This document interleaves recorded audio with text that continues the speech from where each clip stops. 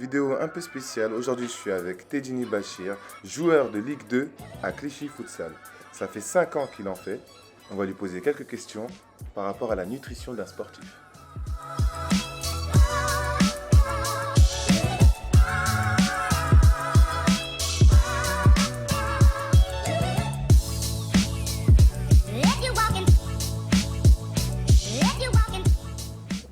Bonjour à tous et bienvenue sur Mad Kitchen. Alors cette fois-ci, on va pas parler que de cuisine, mais aussi de foot. Je vous emmène en futsal, alors attachez-vous stabiles parce que là, je peux vous dire que ça va chier.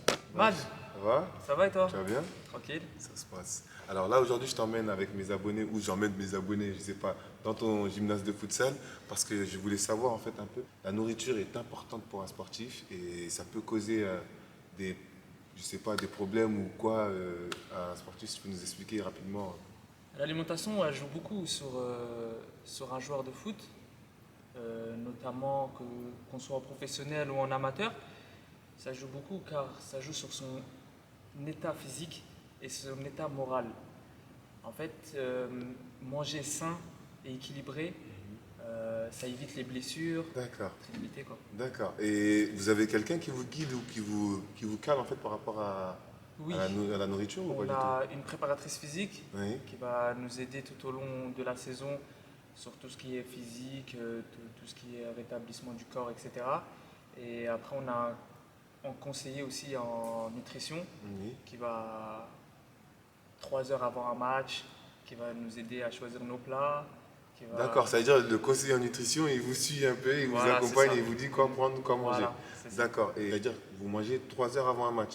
3 heures avant un match, toujours manger 3 heures avant un match. On va manger tout ce qui est féculent, pâtes, riz, poulet ou sinon du poisson Blanc.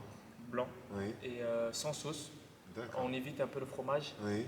et si on peut manger quelques toasts grillés, c'est bien. C'est, ok, d'accord, très Et on bien. évite aussi les boissons, Ouais, tout ce qui est, quand Voilà. vous évitez les boissons, c'est-à-dire tout ce qui tout ce qui est est gazeux, oui. etc. On va D'accord. prendre soit jus d'orange pressé, mais 100% D'accord. naturel, Oui. ou soit que de l'eau. Ah ben, c'est bien d'être sportif, on mange bien et on boit bien. Allez, Toujours. on y va sur le terrain. Il m'a ramené dans son monde, j'ai pas les chaussures adéquates, mais j'espère qu'on va le mettre à terre. Allez, c'est parti. Sinon. Bah alors on va essayer juste de commencer. Ouais, mais Tes impressions sur un échauffement? je vais faire derrière mes 4 vies. Je comprends.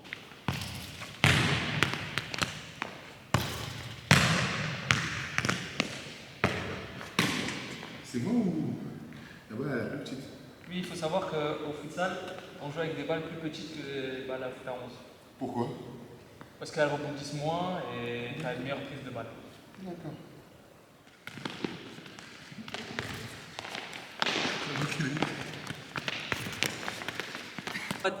Déjà fatigué?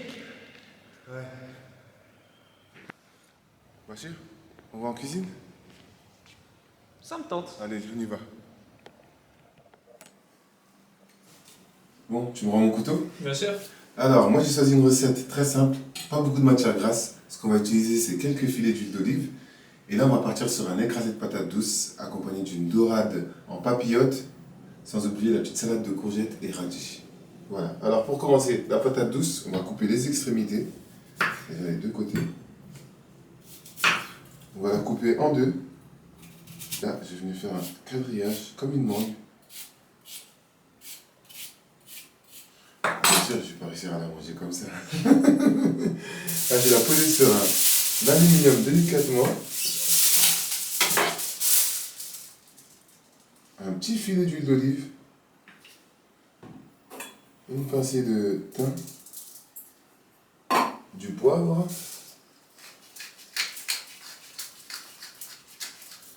Et pour terminer, un tout petit peu de fleur de sel. Ensuite, je vais l'envelopper. Tu vas voir que en fait, ça va concentrer tout le goût de la patate douce, le fait de le cuire dans l'aluminium. Et maintenant, On la met au four à 180 degrés. allez, c'est parti dans le bac. Alors là, on a notre patate douce qui est dans le four en train de cuire tranquillement. On va faire notre poisson qu'on va mariner. On va le laisser au frais. Et 7 à 10 minutes avant la fin de notre cuisson de patate douce, on va ajouter au four notre dorade qui va continuer à cuire et qui va terminer en même temps que la patate douce. Alors c'est parti. C'est la dorade royale. Alors, au-dessus de la tête, une incision. Au niveau de la queue, une autre incision. Et là, je vais venir juste au-dessus de l'arête centrale. Je vais faire une incision comme ça. Et tu vas voir, regarde.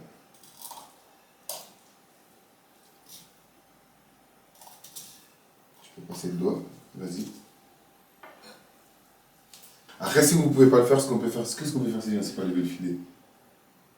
Je sais pas, bon. T'as dit qu'est-ce qu'on peut faire comme si je t'ai cuisiné depuis. C'est demander au poissonnier directement de lever les filets. Il va vous le lever parfaitement. Et là, tu vois. J'ai mon filet de dorade qui est là. Pour la deuxième partie, je vais complètement retirer la tête. Ça, je garde. Pour faire les... On va garder la tête et les arêtes pour faire les fumées de poisson. Ici, on va faire fumée de poisson parce que, comme tu me disais, c'est un plat sans sauce. Et dans une prochaine vidéo, on verra ensemble comment faire un fumé de poisson. Alors, on fait une incision ici. Parfait. On commence à faire l'incision Au-dessus de la tête. au-dessus de la tête. N'hésite pas à être embillé vers la tête, juste un peu penché vers la tête. Voilà. Jusqu'en haut de la nageoire. Parfait. Tu vas venir ici pour passer juste au-dessus de l'arête centrale. Ok. Juste en haut de l'arête centrale. Vas-y. Parfait. Très bien. Magnifique. Non, reste tout droit. Et ensuite, maintenant, on va aller de l'autre côté pour faire la même étape, tout droit. Comme ça. Voilà. Et tout en restant au-dessus de l'arête centrale, tu vois, tu la sens? Voilà, parfait. Tout droit. Et bien, franchement, pour une première, je suis un bon prof, ça c'est un très bon élève. Et là, ici, maintenant, on va venir prendre l'arête centrale ici, jusqu'au bout. D'accord? Allez, vas-y. On est très bien là. Ça, vas-y, on continue avec le couteau, jusqu'au bout. Ça, je peux vous dire, c'est du travail de pro.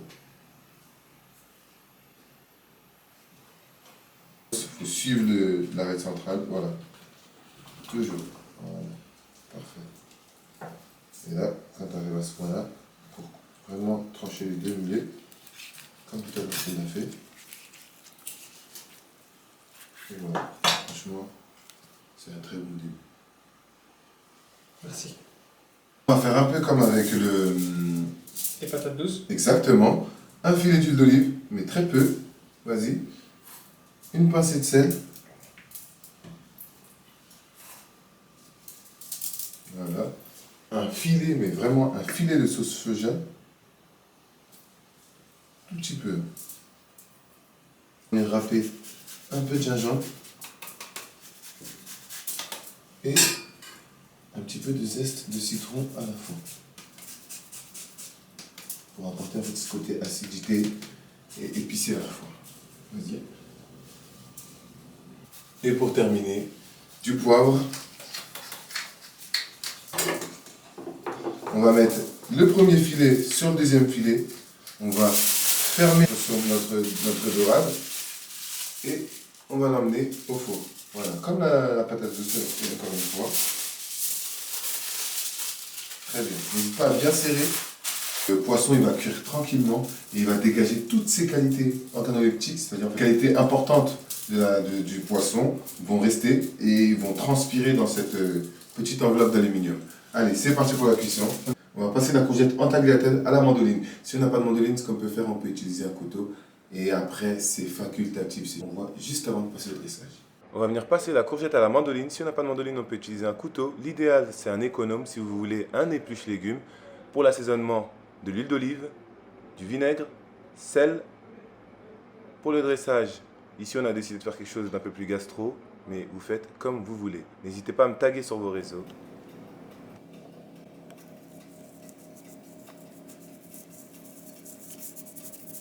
Patate douce.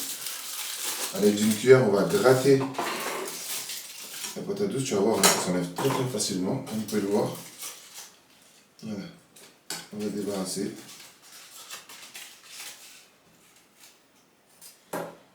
Voilà, vous voyez, il n'y a plus rien dedans. On va se régaler.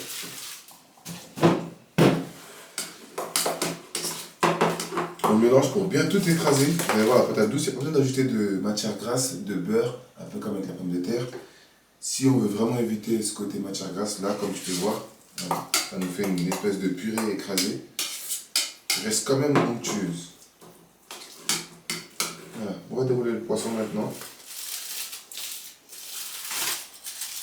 Roulement de tambour.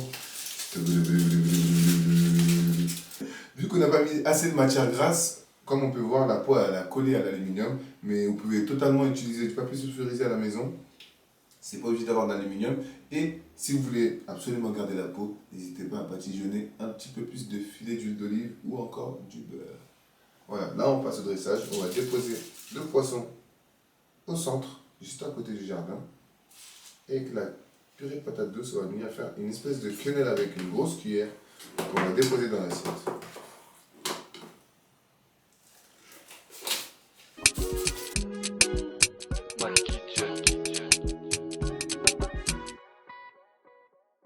On passe à la dégustation. Allez. Donc, tu vois, on a un poisson qui est très très juteux.